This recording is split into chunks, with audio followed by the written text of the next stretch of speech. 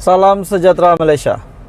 Saudara-saudara, tuan-tuan dan puan-puan, akhirnya setelah kita mendengar bahwa Suruhanjaya Pencegahan Rasuah Malaysia SPRM akan memanggil Muhyiddin, akhirnya ramai yang menantikan laporan susulan daripada pendedahan ataupun pengumuman daripada SPRM bahwa akan memanggil Muhyiddin Yassin berkaitan dengan isu dana politik. Saudara-saudara, akhirnya hari ini berita yang terkini ataupun pengumuman terkini, satu laporan telah mengesahkan bahwa Presiden Bersatu ataupun pengerusi Perikatan Nasional yang juga bekas Perdana Menteri Muhyiddin Yassin sudah berjumpa SPRM. Wow. Akhirnya Muhyiddin Yassin sudah berjumpa dengan SPRM dan sudah pasti kita menantikan apa tindakan seterusnya dan apa keputusan seterusnya yang bakal dihadapi oleh Muhyiddin Yassin. Adakah benar beliau benar-benar melakukan semua tuduhan yang telah dilemparkan kepada beliau, ataupun Muhyiddin Yassin yang memang benar bahwa beliau telah membuat pendedahan, tidak mengambil sesen pun duit rakyat. Bekas Perdana Menteri Muhyiddin Yassin dilapor menghabiskan masa dari pagi hingga tengah hari semalam untuk memberi keterangan kepada penyiasat Suruhanjaya Pencegahan Rasuah Malaysia SPRM di Putrajaya.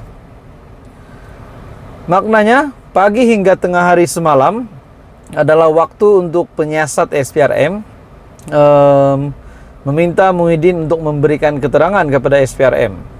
Justru menurut laporan utusan online, siasatan mengenai isu itu dikatakan sudah di peringkat akhir untuk dilengkapkan sebelum dihantar ke Jabatan Peguam Negara bagi menanti arahan selanjutnya.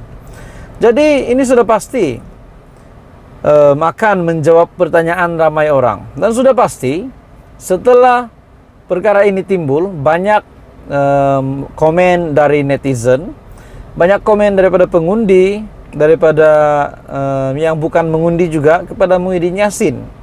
Ada yang kata Muhyiddin Yassin akan jadi klaster mahkamah baru sekiranya benar-benar didapati bersalah. Memang ada yang akan komen begitu di media sosial.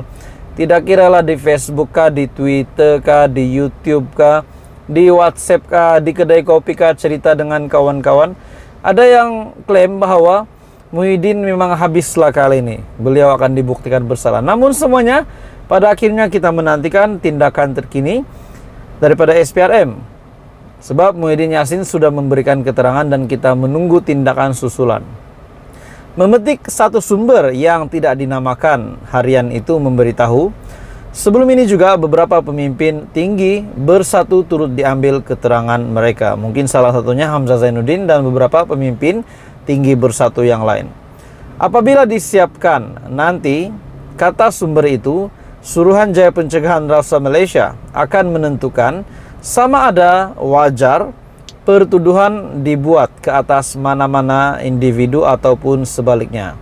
Pada 1 Februari yang lepas, Malaysia kini melaporkan akaun Bersatu yang menjadi tunjang kepada Perikatan Nasional dibekukan oleh SPRM bagi membolehkan siasatan berkenaan dana parti itu dibuat. Ia berlaku sehari selepas bekas Ketua Setiausaha Sulit Muhyiddin Marzuki Muhammad mendedahkan penyata akaun parti itu. Melalui kenyataan yang disiarkan di laman web Bersatu, Marzuki turut menyeru agar PKR dan DAP untuk melakukan perkara yang sama. Jadi saudara-saudara, akhirnya Muhyiddin sudah memberikan keterangan dan inilah yang akan berlaku. Inilah keputusan yang kita nantikan selepas Muhyiddin Yassin memberikan keterangan. Dan sudah pasti akaun Bersatu yang dibekukan, sudah pasti Muhyiddin Yassin sebagai Presiden Bersatu mahu akaun itu dicairkan. Jadi saudara-saudara, apa komen Anda? Teruskan bersama di dalam channel ini. Jangan lupa bantu channel ini dengan menekan butang like, share, dan subscribe. Salam sejahtera Malaysia. Saudara-saudara, selamat datang ke channel Fels Lifestyle.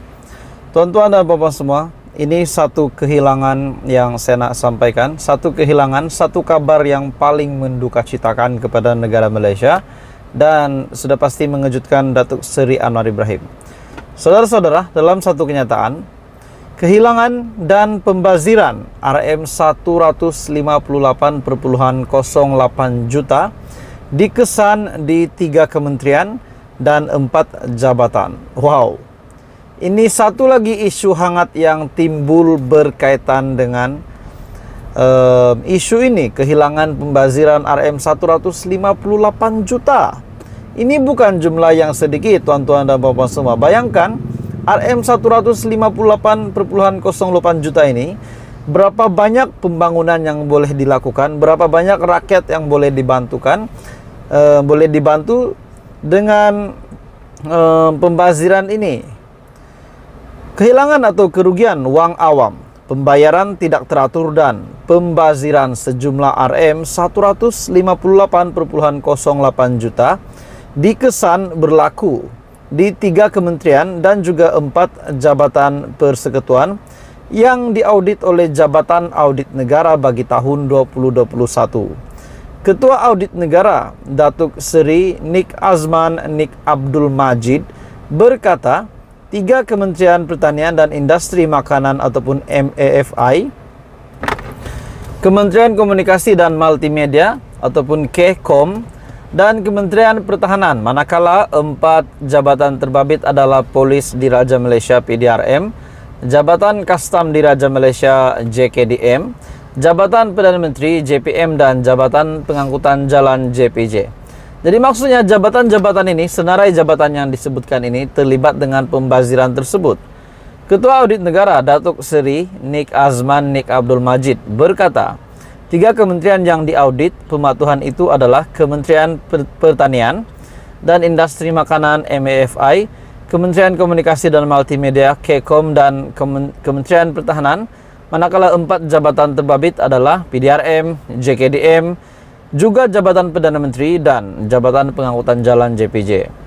Beliau juga berkata, pengauditan pematuhan itu membabitkan jumlah semakan audit sebanyak RM 1,127 bilion.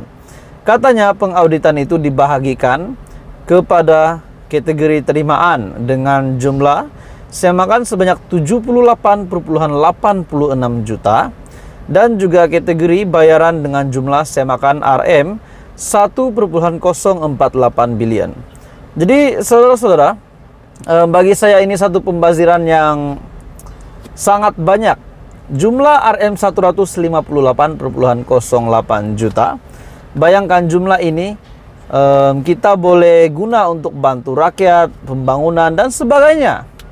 Dan pada akhirnya setelah pendedahan, pembocoran berkaitan dengan isu ini, kehilangan pembaziran RM 158,08 juta dikesan di 3 kementerian dan 4 jabatan, juga termasuk jabatan Perdana Menteri. Jadi saudara-saudara, apa komen Anda? Kehilangan atau kerugian uang awam, pembayaran tidak teratur dan pembaziran sebanyak sejumlah RM 158,08 juta akhirnya dikesan berlaku di 3 kementerian dan 4 jabatan persekutuan yang diaudit oleh Jabatan Audit Negara pada tahun 2021. Ini satu perkara yang mengejutkan. Jangan lupa tekan butang like, share video ini, teruskan bersama di dalam channel ini, tekan butang subscribe.